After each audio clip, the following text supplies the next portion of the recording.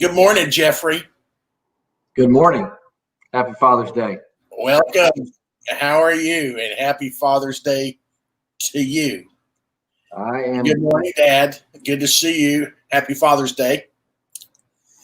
Well, what's new, Jeffrey? Well, I got to tell you, I'm a little worn out after the last 3 days of activities between work around the house on Thursday, for the city on Friday, and then we had a Father's Day thing over here yesterday. I'm a little dragging it here on Sunday morning, so let's be authentic with you. So it's all right though. I've got my coffee. I'm ready to go. You got the weather. It's just kind of. It looks like it really wants to do something out there today. Yeah, I think so. So this will be good. Melinda, I had breakfast fixed for me this morning since I'm teaching from the house, so that was good. Sorry for you up there that don't get donuts this morning, but I got eggs and bacon. Well, for everything given, somebody loses, right? That's just. I know it. Oh yeah. So good. How are you? Good. I'm like you. It's been busy, and yesterday afternoon, I really hit a sinking spell. I never just lay down. I got home and just went in and laid down for a little while. I don't think I slept, but just so I'm like you. I'm a little ran down, but I'm just blessed, Like you said, we can always be thankful for something, right? So, at least we're here to say we're run down. How about that? Mm-hmm. At least, good day, though. At least we're run down and not run out. Yeah. The thing is, though, you see here, I have, we'll say the next 45 minutes, but you've got another hour or so on top of that to go. So, you got a little bit more time before you can kind of unplug, right? Right. And but it's going to be good. It's I always love, I don't know about you, Jeff. I, for the longest time, didn't really see this age being a part of my life. And so it's days like today that I really do get a little reflective because I was so fearful when I found out I was going to be a father that something might befall me like it did my biological father. And now to have adult children and a grandchild, I mean, it's just, it's just more than I ever could have imagined, Mm-hmm. and just the privilege. This is something I hope all of us men will take the time. Father's Day is awesome, but guys, let's remember there was someone who gave us the privilege of being the father of their children. Yep. And apart from them, we wouldn't have the privilege of being a parent or a grandparent. And then for those of us who are privileged to have had people to model for us, how to be a dad, what does it look like, and so Father's Day is a very reflective time for me. And I'm just I'm getting cold chills. I know. I've always, of course, I was scared to death when Melinda said I was going to be a father, but I didn't outwardly show it, but inside, boy, there was a lot of stuff. Those duck feet were moving under the pond, right? So, oh man, but the best job in the world to be a dad and to be a granddad for sure. So, so anyhow, yeah. So there you go. Just two middle-aged dudes sitting on a virtual porch sipping coffee, reflecting. Hey, I don't know. Is it a move up from popcorn talk or a move down? I don't know. We'll see. Good morning, all. Thanks for all the happy Father's Day. Yeah. I want to just say thanks to you, Jeff, and everybody who took part in For the City the last week. I'm just going to be honest. When we discussed the idea of an abbreviated For the City, I didn't know if it really should do it. All the things considered. and my teammates. We talked about it. We reasoned together, and I contacted them yesterday, and I said, "Hey, I'm glad you guys, had the vision. It was good. It was a good few days, and good work was done. And I'm always thankful for the capital C Church in Greenville, and I'm always thankful for the little C Church that is the little ALF, and makes me proud to be able to serve out amongst you guys." And well, on Friday, ALF had a pretty good crew. I couldn't sit down and take a sip of water because I'd have Tim Dorner coming out of the rainforest, dripping wet from his stuff, or Johnny driving us, or even his kids over there working, and Josh's kids over there working. And it's like I can't even sit down and take a drink of water. I got to keep going. Don't they know I'm an older guy here? That's right. I can't say anything because Tim's up there with me, but it was and you got some time on the stick with the weed eater back in there. Yeah, I have to be a part. I mean, I can't. I've always said you can't call anyone to do something you're not willing to do yourself, and I have other responsibilities I get far too much credit for the city. But anyway, so it was a good day, and just thanks to everybody. And I know there were folks that would have liked to have participated, but the work or health concerns or whatever. But listen, it was a good day and just a good week. Appreciate that. And this is the first year that I've been able to. Yeah, that's right. Because you've always been great. Yeah. Actually, you said every year up until this one, you've been on a plane. I've been on a plane during this time. Yeah, somewhere. So there you go. Either coming home or going or something. Well, we're going to talk about the law of timing today, Jeffrey. And well, I'm going to tell you, that's good stuff. So I have had a lot of questions about our theology class starting on Tuesday. Is it just for people who buy the book? The answer is no. It is for anyone who wants to tune in and be a part. The book, if you pick it up, it would be a good investment. It'll be your tool carrying forward, but it's not required. I had one of our class members contact me last night and complained because he was having a difficult time finding the syllabus. And I said, well, is this what I'm to expect for the entire semester? It's coddling and complaining. So if you haven't seen it yet, we've given a suggested reading schedule, and you could find that either in the event on the Facebook group or the Facebook page. And I think it went email. I could be wrong, but if you don't have it, just let us know. We can send it to you directly. But this is just for anybody who wants to come and spend some time and learn a little bit, have some fun, and that kind of thing. So I'm really looking forward to it. And I was reading some yesterday afternoon, and there's a lot in there. We're really, we're not even skimming the surface. I'm not even sure. We're not even doing a touch and go. I'm not even sure if the wheels touch the ground. We're going to get real low, but it's going to be good. It'll be and it will record. That's another great thing is if you can't be here at 6:30 on Tuesday, it's okay. It's going to record. It'll be there, and you can access it at your convenience. Very good. So is this the week Josh is out, or is he just No. Josh is next door. I'm looking at the back of Josh's melon. So they're still in music. Those music guys.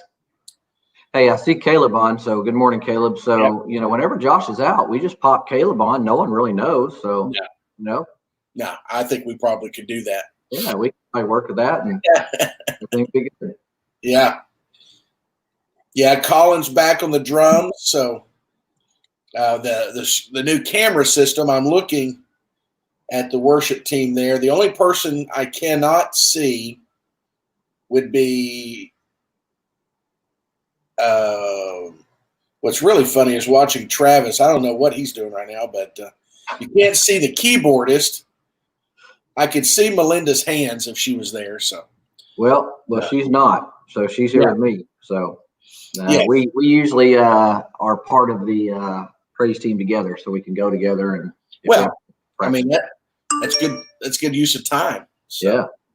Speaking of being out, I won't be out per se, but next Sunday, Brother Earl's going to be with us from the Dominican Republic. And for those of you that are new and you've not met Brother Earl, he is one of our missionary partners, he and his family. He is a friend of ALF, and he is a dear, dear friend of mine. And on top of that, he's a great preacher, and he is going to be great. So we're looking forward to having him. We're still trying to decide if we want to do a coffee talk with him during the 9 o'clock hour. For those that might want to come early, they can be in the fellowship hall, have coffee and donuts, and listen to what, or interact with Brother Earl about the ministry, hear a little more in detail about what's going on. We're still trying to decide, if. So instead of teaching in this form and just have him on there? No, not instead of, but in addition to. Because, we have folks we're not going to leave hanging. So we'll let folks know, but he'll for sure be here for morning worship, and you'll want to be here for that. He's exceptional. So looking forward to that. That's good. So good morning, everybody. It's great to see you guys. Oh, you know what? I hadn't started my watch party yet. So I'm going to do that. Your watch parties, yep. While we're talking here. So, oh, goodness. There's something in the air. Woo, mercy. I got the sniffles. But probably being back in that, like I said, that rainforest we were in. Now, I don't know if you heard the conversation I had with the gentleman. He I don't know. I guess there were some areas that were trimmed back a little more than he had envisioned, which I can't imagine. But I thought to myself, well, if you'd have come out an hour and a half earlier, and I did tell him this. I said, well, the great thing is in time, it'll all grow back. That's true.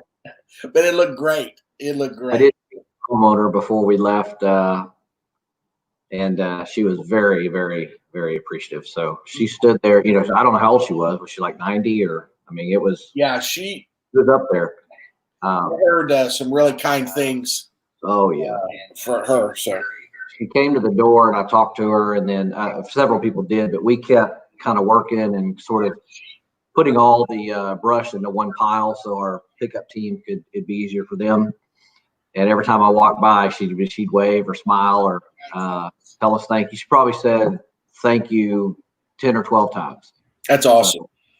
So if folks didn't hear it, I know she was very much appreciative of the work that was done. So I didn't do a very good site survey because I didn't realize how much was back in there. Yeah, you're a little off on your dimensions. Yeah. I never would have. Yeah. So that was on me. That's a danger of just looking at the surface, right? You need to go in a layer. But that's all right. It was good. There's illustration and sermon all over that. So I would have loved to have been there at that property back in its prime, because all the stages and the things and the gazebos and different things that were there. I bet that was the central point for that neighborhood at one point. So all right. Well, there's Josh. I guess we probably want to go ahead and step out and get Jeff. Good morning, Josh. Yep, that's should be an indication of how music practice went. Let's just say we're working through some challenges. Oh, I was watching the challenges. So yeah. Well, yeah. It'll be your brother graciously agreed just to sub in for you. Yeah, I appreciate it. Yeah. Gosh, Caleb, did you hear that? Yeah. I mean, I don't know how to interpret that tone. Yeah, but, it'd be kind of fun. We could plant a few comments from Caleb, and then Josh has got to figure it out when he gets back. And what do you mean? I promised to do that. I'm telling you, I didn't say that. I have run into people before, especially when he was in town and going to school in Commerce, who thought I was him, and that So much to the extent that I would have to pull out my driver's license to prove that I was not him and that he had a twin. That's funny. So how many times did they say, "Hey man, where's my $20?" Seriously, yeah. I mean, people would always. I'm like, I'm not him. I don't owe you anything. That's why I had to move to Oklahoma and then Georgia. He's trying to get away from in Arkansas, trying to outrunning wait. payday loans. Yeah, exactly. Let's stay one step ahead of the law. All right, Jeffrey, well, I'm going to dip. I'll see you in a minute. Yes. Need my time. All right. Good morning, all. Happy Father's Day, if I haven't said it already. So, and I appreciate the well wishes on the comments. So, just to sort of recap a little bit, this will be the second half of what we were teaching on last week. So, let me just do a quick recap. Sort of the theme of this is for us as believers not to be a distraction to those around us. So, conduct ourselves in such a way that our lifestyle is reflective of a way that can be attractive, not to ourselves, but to Christ. And I did say in the onset that let's establish the fact and truth. In John 6:44, it says that no one can come to the Father, unless the Spirit draws them to Him. So it's not really things that we do that people can be saved. It's through obviously the redemptive work of Christ, but there are some things that we can be a distraction to others. So we the first thing we talked about was our lifestyle, and the verse we talked about was Ephesians 4:1.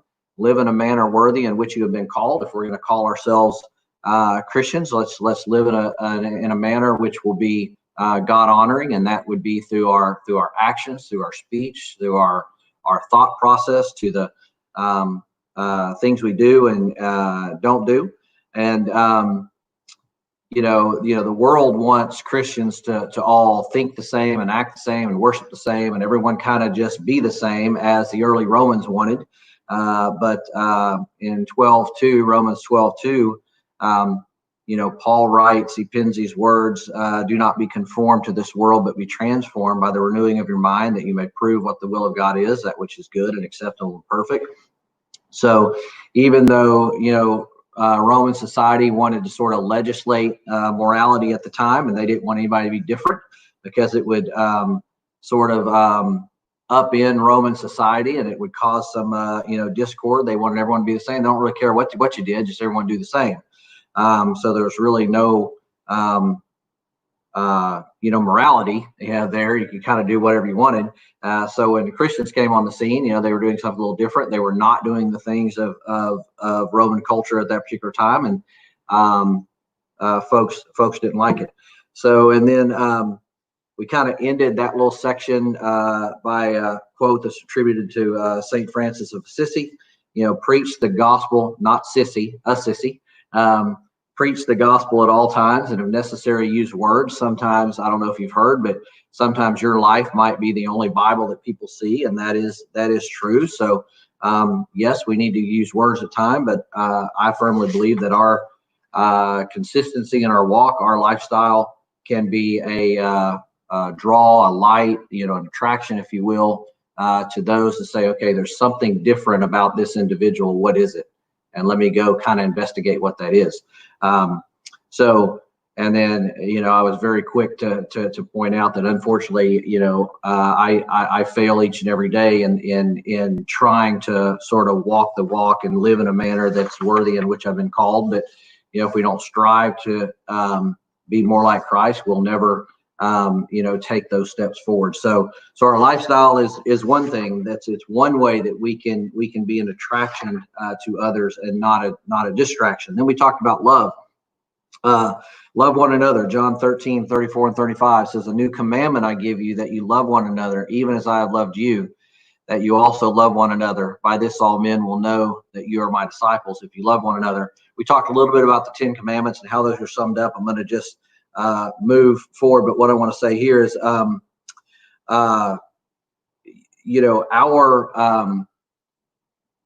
the love that we show to others should be a distinguishing mark of the Christian. It should be something that really sets the Christian apart. And then when we talk about where we kind of ended up was the second part, verse 35. let me see. By this, all men will know that you're my disciples if you love one another. So, this is not a suggestion. This is not an opinion. That's something we should do. This is a commandment that we should love, and it should be a distinguishing mark. And what I would say is the past couple days, the love, this servant love, if you will, for that's been going on for the city is one of the examples of this. Going out and showing love to folks through service, whether it be clearing out brush or whether it be I think I saw where they built 5 bridges. They're not here to comment, but maybe they'll comment in a second. But I think 5 bridges got built over behind Super One and all this kind of stuff, which is really cool, so people could walk. But it's showing a love to every individual, and it doesn't matter if that individual looks like you or believes the same things as you, because I hate to tell you, I don't know, we've got 25, 26 people, and there could be other folks in the room. We are not going to agree. You're not going to agree with every single thing that I believe in. You're not going to probably believe, you're not going to have the same position as I do on, I don't know, maybe how you run a church, quote, run a church, maybe there's a better way or a different way of doing things. I will plug, though, we will listen to you if you have a better way. Or maybe, the same political views I have, or maybe the same, views on the economy, the same views on, how to run a city or whatever the case is. We're not going to always agree on those things. But the one thing that we absolutely have to do is love one another. And that love is not based upon whether or not we're the same, whether or not we look the same, whether or not we think the same. That love is based upon, or it's an expression of the love that Christ has for us. So it is a new command that we have for us. And if we can show a love for other people in such a way, that should be a distinguishing characteristic of the Christian. And the world will look at us and they'll say, okay, there's something different about this individual. Let me go ask what that is. And so we talk about this servant love as being a lifestyle that gives, I'm going to say it can give our lives somewhat of, significance or joy or pleasure. It was tough work for those of there who were with our little crew on Friday, but it was rewarding work, and I would do it again, in a heartbeat. So, and it's just showing that love. So servant love is our public witness, or it can be our part of our public witness. It says, by this, all men will know that you are my disciples if you love one another. Just not certain men, just not certain individuals, but all individuals. And servant love is unique. It's unusual. It's something different than the world experiences. And if we can cultivate that attribute, if you will, in our lives and show that love to those around us, it will certainly be a distinguishing characteristic or mark. So, all right. Once again, I'm getting a little behind, but that's all right. Okay. Number 3, third way that we can help attract others to Christ is give a blessing instead of an insult. So 1 Peter chapter 3, verses 9 and 15 says that we're to not return evil for evil or insult for insult, but giving a blessing instead. And then always be ready to make a defense to everyone who asks you to give an account for the hope that's within you. I'll talk about that in a second. But part of the ways that we can attract others is that we bless instead of insult. Sometimes when we're attacked, when our character's attacked, when our opinions are attacked, whenever the case is, sometimes we like to lash back out. And but if we do this in such a way that we give a blessing instead of a curse, then that will be another distinguishing mark of a Christian, and people will start asking questions, and we're able to tell them why we may act that way. I want to read a part of James chapter 3, and it talks about the tongue being a fire and our speech and things like that. But I want to just say in verse 9, with our speech, with our tongue, it says, with it we bless our Lord and Father, and with it we curse men who have been made in the likeness of God. From the same mouth come both blessing and cursing. My brethren, these things ought not to be this way. What James is trying to tell us in just a couple verses that I read was that, listen, we have one tongue, so we can curse people, we can talk bad to people, or we can bless individuals, and you shouldn't be doing both. So because it's coming from the same place. Now, and Matthew Henry also says, he says, though Christians cannot always be exactly of the same mind, yet they should have compassion one of another and love as brethren. If any man desires to live comfortably on earth and to possess eternal life in heaven, he must bridle his tongue from wicked, abusive, or deceitful words. He must forsake and keep far from evil actions, do all the good he can, and seek peace with all men. So here we're talking about, the way we speak to one another. And, I would just caution all of us, with our speech patterns, because sometimes, especially in the social media world, it's a lot easier to type something when you're sitting in a room by yourself and just blast something back out because you're reacting. It's kind of easier to do that, but that can be a form of blessing and a form of curse as well. The things that we type. So I would say that if we want to distinguish to be a light on a hill, attraction to Christ, I think part of that is the way that we conduct ourselves through our speech and the things that we say to one another. Are we uplifting? Are we tearing down?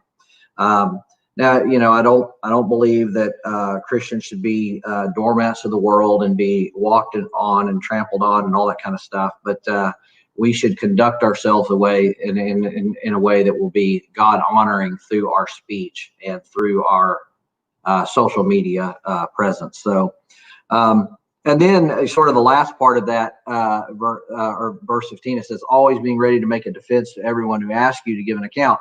So if you're blessing folks and you're talking in such a way and you're having conversations that are productive, instead of just, sorry guys, most of our things, we get our back up against the wall and we just want to, slap someone, throat punch them, from time to time.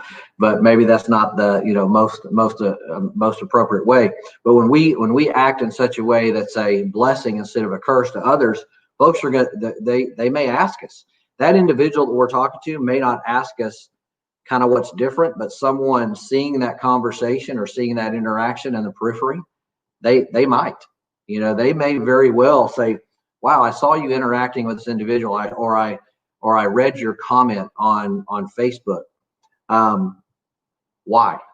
And then you're able to give, an account of why that you want to speak that way, so you can be God honoring. So you can go back to Ephesians 1 and say, hey, my goal is to walk in a manner that's worthy of which I've been called. And that not only means where my feet and hands go, that's also in my speech and my thought pattern as well. So always be ready to give that defense, and then tell people about the hope that's within you. To say, listen, I can't speak this way because anything of me, it's because of Christ that's in me. And believe me, I have a long way to go with my, the things that I say and the things that I don't say. But if we can give a blessing when insulted, if we can speak in a God-honoring way, both verbally and through our social media, I believe that it will be a way to attract others to Christ and not sort of turn them away. Because I guarantee you, and maybe I'll let Josh and Jimmy comment when they come back on, but they have probably, and I can tell you, I have said things or commented things that were off cuff or, in a way that, I have regretted. But this is a lifetime of trying to cultivate speech, which is, God honoring, right? So it doesn't really happen overnight, and we've all failed. But if we fail in this way, let's pick ourselves up and try and do better next time. But I guarantee you that if we can speak in such a way that's God honoring, it will attract people to Christ and not turn them off. So, and then the last thing, the fourth way that we can attract others to Christ is really just our personal testimony. I want to touch on that just really quick. It's kind of how we tell our story, if you will. Romans 10:14 says, how shall they hear without someone to proclaim the message, someone who speaks his testimony? Typically when they say, how should they hear without someone playing the message, they really, are talking to preachers who's going to go preach the gospel and things like that. But, all of us are called to preach the gospel, to preach our testimony, to live our testimony. John 1:5-10 says, 1 John 5:10 says, the one who believes in the Son of God has the testimony in himself. 1 Thessalonians 1:8 says, your lives are echoing the Master's word. And this is the Message version, but it says, your lives are echoing the Master's word. The news of your faith in God is out. We don't even have to say anything anymore. Wouldn't that be cool if the news of your faith in God is out? People are just knowing that, oh yeah, that individual is a Christ follower. And you don't even have to tell anyone because your lifestyle reflects it, right? Because you are the message. Rick Warren says, God has given you a life message to share. When you become a believer, you also become God's messenger. God wants you to speak to the world, or God wants to speak to the world through you. So just really quick, 4 parts of our sort of our life message. First is our testimony. It's a story of how we began our relationship with Christ. How did you first get on this journey with Christ? And sometimes we lose sight of our personal journey, and no one can take our personal journey away from us. And I want to encourage you in that, because we can get caught up in theology and doctrine and what'd you say the other day, Jimmy? The impeccability of Christ, all these things, right? That we may or may not understand. We may want to understand, but maybe we haven't grasped. But our personal relationship is our personal relationship with Christ. Let's not lose sight of that. Let's kind of always go back and say, why did we start this journey? Why did we, how's our relationship grown over time? And then another thing that we can share with others is our life lessons. Whether you're 1 day into this relationship, 1 year into this relationship, or a decade into this relationship, right? We sort of learn some life messages, and what are the most important lessons that God has taught you through this particular journey with Him. I always talk about, since day one, I've struggled with pride, and it's another thing that I continue to struggle with, and I will probably always struggle with this side of glory, right? But God is always working with me on that. The godly passions, what are the issues? What are the things that God has shaped you to care about most in your journey as you walk with Him? What are the things that you kind of gravitate to? And you can talk about those passions that God has sort of given you or helped, develop. My particular passion, I've got a couple. I probably have more over time, but I have a passion for the church, and I have a passion for unity. Josh and Jimmy know that very well. I want unity in the church, and I believe the church and what it can offer to us as individuals is life-changing. Christ is life-changing and life-altering, but that relationship is just something that I don't know how people can go through life without it. I know I can't. So church and unity. I have a passion about, spiritual legacy. I didn't have that growing up, and I want to, it'll be up to my children to carry it on. I can't do it, but in my grandchildren, I certainly want to, live a life that's worthy of the calling and in front of them as well. So the question is, what is your passion? What are the issues that God has shaped you to champion, if you will? And then, simply sharing the good news. Yes, sometimes our lifestyle will talk about the message, but sometimes we have to use words. And it's just simply telling others about that message of salvation and how they can come to know Christ. So listen, God is passionate. God loves things and He hates things. We should be passionate in our walk as well. We should be passionate in how we live our lives and how we talk to one another, how we love, and then how we share the good news as well. So, all right. So I'm gonna land this plane and bring these two back on. 9:31. We got a few minutes, and see if you have any comments or words of wisdom for all of us. All right, Josh, you go first. Oh man, I'm still trying to get this coffee down. I love the point on servant love is being our public witness. There's that old phrase, and people don't care how much you know until they know that you care, and I know that's kind of maybe cheesy or whatever, but it's true.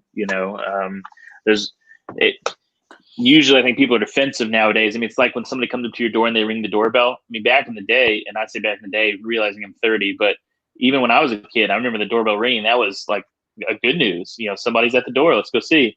Now somebody rings the doorbell and you're like, oh, let's close the shades and make sure that they don't know that we're home, because who knows what they are, because everybody's trying to sell you something. I think that's kind of a big part of it. And I think that's how people unfortunately view the church a lot, because of some of the people on TV and all that kind of stuff. They're always trying to push something. So I think servant love is the antidote to the perception of Christians as salesmen, because when you come to somebody and you're just giving out of your love for them and you're not asking them for anything, I think, Jimmy always emphasizes that we're not asking for your money. We're not asking you to join this church. I mean, I could probably say it verbatim. I've heard him say it so many times, but it's such a good thing to reemphasize, because we've all been to those churches.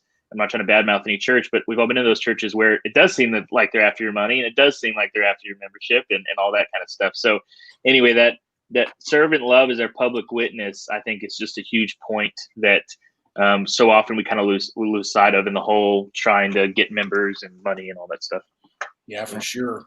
And, kind of building on what you said, I posted there, Romans 12:1, and it's such a simple statement, but it is truly the profound truth is giving helps us prioritize things properly. And if we truly want to prioritize properly, then the first gift must be ourselves wrestling every day with it being a total gift to the Lord.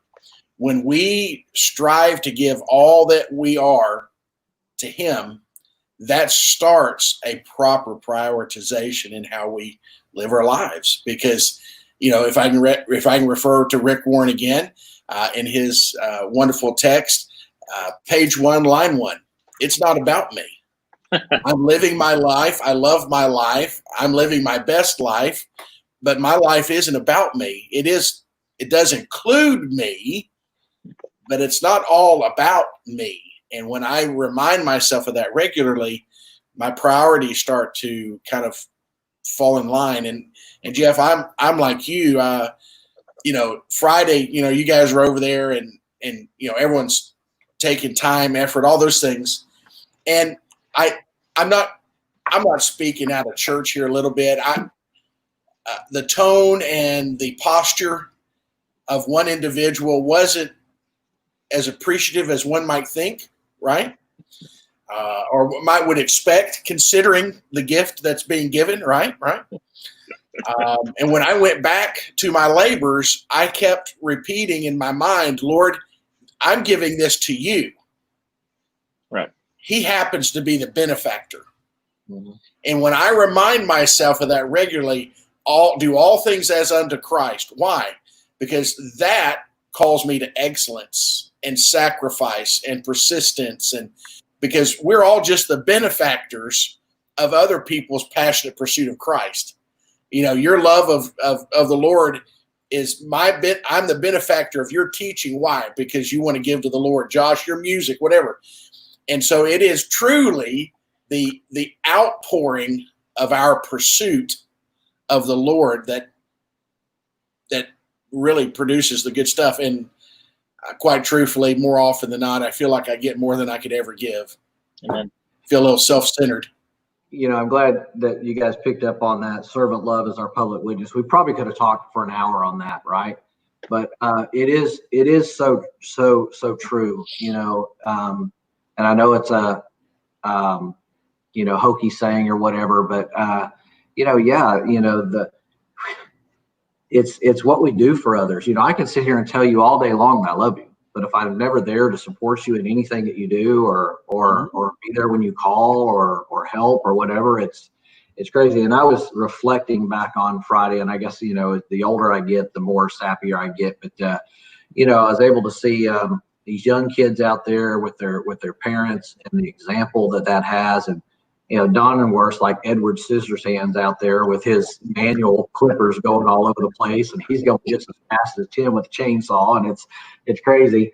But just the example of a lot of different generations And you talk about having passion for a spiritual legacy. That right there is part of that, and that's coming from all you guys, not me, but it's really cool to see that. So yeah, servant love is our public witness. And let me ask you guys, I'm going to skip over to the fourth point real quick, because I'd be interested.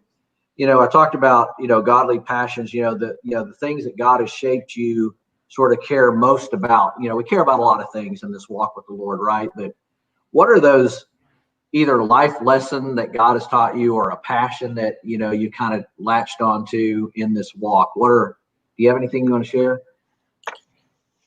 You've made my eyes begin to sweat, so I'll let Josh go first. I think one of my greatest passions that I feel like God's given me are kind of twofold. One is to, as much as possible, scrape away the kind of gunk that we've placed over the scriptures and try and get as best we can to what God really meant through them. That's just a passion of mine. It's one thing that you told me when I got licensed, I think, was, seek the truth, even if nobody else will stand with you, kind of thing. And that's always been, I don't know, just a passion of mine too. It doesn't matter to me how challenging it is or what it's going to cause us to do. I just want to know what God really wants us to do through his word. So like I kind of view it as, over the centuries, man has put a lot of just, crap on it, for lack of a better word, and just trying to scrape that off and get to the truth. And the kind of a flip side of that is I feel, like God's given me the ability and the gift to sometimes take more complicated ideas and kind of bridge the gap between, whatever the kind of scholarly stuff and just like practical life living as a Christian. And that's a big passion of mine, is, okay, how do we increase in our understanding, but even more than that, how do we take that understanding and actually live it out? So those are probably the two biggest passions that I feel God's given me. Awesome. All right, somewhere I know who it is. He's going to call me a crybaby. To be faithful and to finish well. Yep. Those are the two wheels on my motorcycle that all things ride upon. To be faithful and to finish well. And what a testimony! I think my camera's about I know to you got to blow your nose and wipe your eyes. I know, but see, that's authentic though, and again, the folks seeing this who may see this later, that's authentic words. But yet, with Josh, you bridge the gap very well between complex things in everyday life. I mean, I see it in our conversations, and I've learned quite a bit from you. So thank you. And then Jimmy, you're, being faithful and living well. People see that every day. So, and it goes back to servant love as our public witness. These things are being witnessed by all those who are in your world, right? I always say our world because, I know we're supposed to love the world, but and we should, but it's kind of our little circle that we are in, right? Is kind of who we should. If I can reflect back to the For the City events, it's a joy to be on the corner of Jones Street, watching the men, the women, the children of that particular corner happened to be, ALF family, but then the greater circle is. It is refreshing to be doing the same thing with people of the same heart for the same reason, whether they're rebuilding the footbridges on Long Branch or picking up garbage in parks along streets, whatever they're doing.